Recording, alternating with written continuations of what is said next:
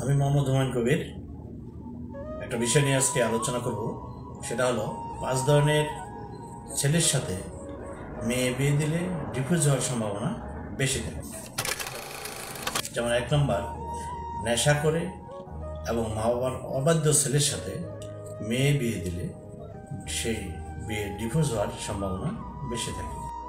2 নম্বর, মা বাবার যত সম্পদ থাকুক না কেন, যদি বেকার কোনো ছেলের সাথে মেয়ের বিয়ে দেওয়া হয় তাহলে ডিভোর্স হওয়ার সম্ভাবনা বেশি থাকে।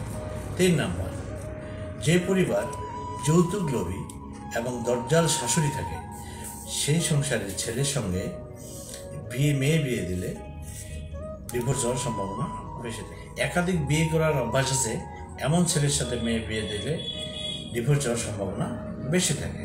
5 নম্বর, যে পরিবারের পুরুষ থাকা সত্ত্বেও মহিলাদের নেতৃত্বকে প্রাধান্য দেওয়া হয় বেশি, সেই পরিবারের ছেলের সাথে মেয়ে বিয়ে দিলে ডিভোর্স হওয়ার সম্ভাবনা বেশি থাকে।